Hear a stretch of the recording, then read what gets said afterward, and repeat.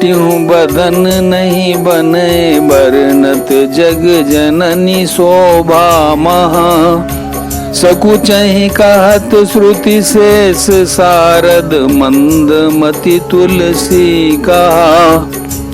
जय जय सिया राम। प्रिय भक्तजन, भ्रमर का झरोखा में आपका हार्दिक स्वागत है।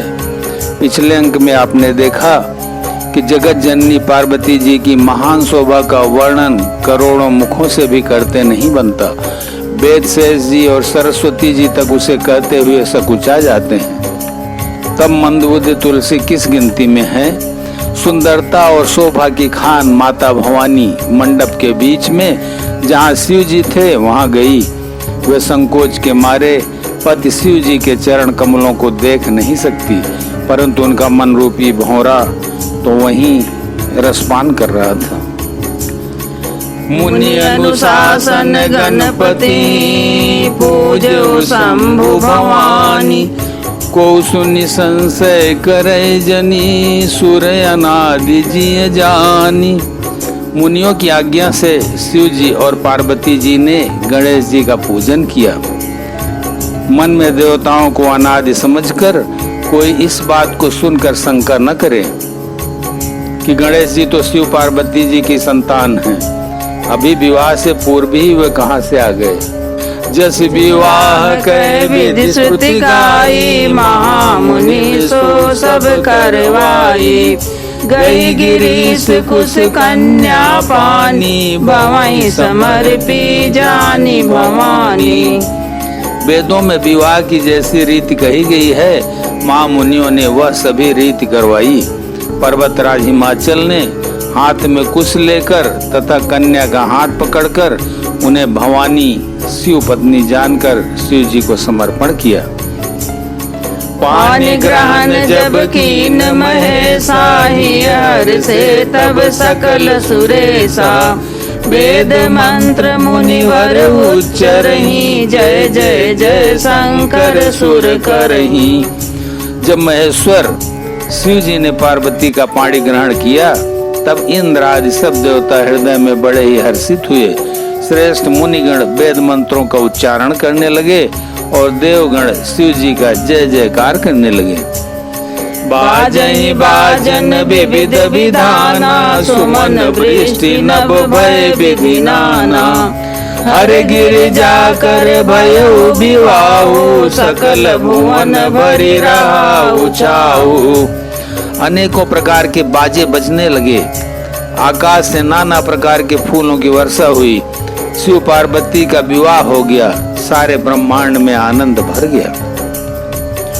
दासी दास तुरग रथ नागा धेनु बसन मणि वस्तु विभागा अन्न कनक भाजन भरि जाना दास दीन न जाई बखाना।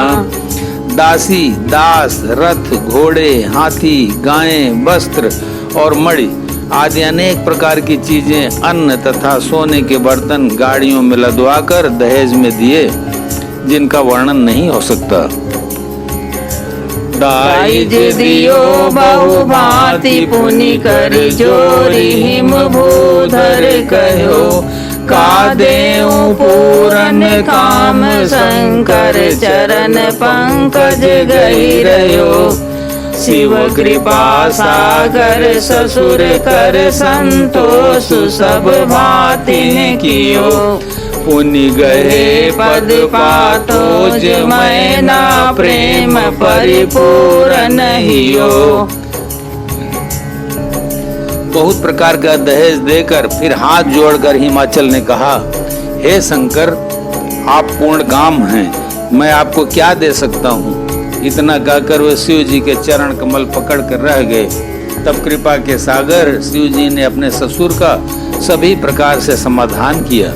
फिर प्रेम से परिपूर्ण हृदय मैना जी ने शिव जी के चरण कमल पकड़े और कहा, नाथ उमा मम प्राण सम गृह किंकरी करेऊ क्षम्यु सकल अपराध अब होई प्रसन्न बर देऊ। हे नाथ, यह उमा मुझे मेरे प्राणों के समान प्यारी हैं। आप इसे अपने घर की टहलनी बनाइएगा और इसके सब अपराधों को क्षमा करते रहिएगा। आप प्रसन्न होकर मुझे यही वर दीजिए। बहुविधि शंभु सासु समुझाई, गवनी भवन चरण सिरुनाई। जननी उमा बोली तब लीनी, लय उचंग सुंदर सिख दीनी। शिव जी ने बहुत तरह से अपनी सास को समझाया। तब वे शिव जी के चरणों में सिर नवाकर फिर माता ने पार्वती को बुला लिया और गोद में बैठा कर यह सुंदर सीख दी। करे हु सदा शंकर पद पूजा, नारी धर्म पति देव न दूजा। बचन कहत भर लोचन बारी, बहुरी लाई उर्लीन कुमारी। हे पार्वती, तू सदा शिव जी के चरण की पूजा करना। नारियों का यही धर्म है। उनके लिए पति ही देवता है और कोई देवता नहीं है। इस प्रकार की बातें कहते कहते उनकी आंखों में आंसू भर आए और उन्होंने कन्या को छाती से चिपटा लिया। कत विधि सृजी नारी जग माही, पराधीन सपने हूँ सुख नाही। भय अति प्रेम विकल महतारी, धीरज कीन कुसमय विचारी। फिर बोली कि विधाता ने जगत में स्त्री जात को क्यों पैदा किया? पराधीन को सपने में भी सुख नहीं मिलता। यूं कहती हुई माता प्रेम में अत्यंत हो गई, परंतु कुछ समय जानकर दुख करने का अवसर न जानकर उन्होंने धीरज धरा। पुनि पुनि मिलती गई, पुनि पुनि मिलती परति गई चरना। परम प्रेम कछु जाई न बरना। सब नारिन मिली बेटी भवानी, जाई जननी पुर पुनि लपटानी। मैना बार बार मिलती हैं और पार्वती के चरणों को पकड़कर गिर पड़ती हैं। बड़ा ही प्रेम है, कुछ वर्णन नहीं किया जाता। भवानी सब स्त्रियों से मिल भेंट कर फिर अपनी माता के हृदय से जा लिपटी। जननी बहुरी मिली चली, उचित आशीष सब काहू दई। फिर बिलोकति मातु तन, तब सखी लय शिव पई गई। जाचक सकल संतोष शंकर, उमा सहित भवन चले। सब अमर हर से सुमन बरसी, निशान नभ बाजे भले। पार्वती जी माता से फिर मिलकर चली। सब किसी ने उन्हें योग्य आशीर्वाद दिए। पार्वती जी फिर कर माता की ओर देखती जाती थी। तब सखियां उन्हें शिव जी के पास ले गई। महादेव जी सब याचकों को संतुष्ट कर पार्वती के साथ घर कैलाश को चले। सब देवता प्रसन्न होकर फूलों की वर्षा करने लगे और आकाश में सुंदर नगाड़े बजने लगे।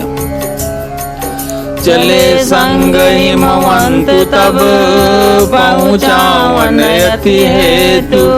विविध भांति परितोष करी, विदा कीन वृष केतु। तब हिमवान अत्यंत प्रेम से शिव जी को पहुंचाने के लिए साथ चले। वृषकेतु शिव जी ने बहुत तरह से उन्हें संतोष कराकर विदा किया। तुरत भवन आए गिरिराई, सकल शैल सर लिए बुलाई। आदर दान विनय बहुमाना, सब कर विदा की नहीं मवाना। पर्वतराज हिमाचल तुरंत घर आए और उन्होंने सब पर्वतों और सरोवरों को बुलाया। हिमवान ने आदर दान विनय और बहुत सम्मान पूर्वक सबकी विदाई की। जब शंभु कैलाश आए, सुर सब निज निज लोक सिधाए। जगत मातु पितु शंभु भवानी, ते सिंगार न काऊ बखानी। जब शिव जी कैलाश पर्वत पर पहुँचे तब सब देवता अपने अपने लोकों को चले गए। तुलसीदास जी कहते हैं कि पार्वती जी और शिव जी जगत के माता पिता हैं, इसलिए मैं उनके श्रृंगार का वर्णन नहीं करता।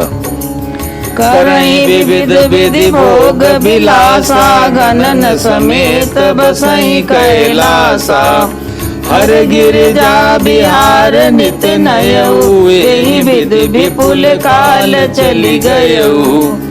शिव पार्वती विविध प्रकार के भोग विलास करते हुए अपने गणों सहित कैलाश पर रहने लगे। ये नित्य नए विहार करते थे। इस प्रकार बहुत समय बीत गया। तब जन्म्यो खट बदन कुमारा तारक असुर समर जहि मारा आगम निगम प्रसिद्ध पुराना सन्मुख जन्म सकल जग जाना। तब 6 मुख वाले पुत्र स्वामी कार्तिकेय का जन्म हुआ। उन्होंने बड़े होने पर युद्ध में तारकासुर को मारा।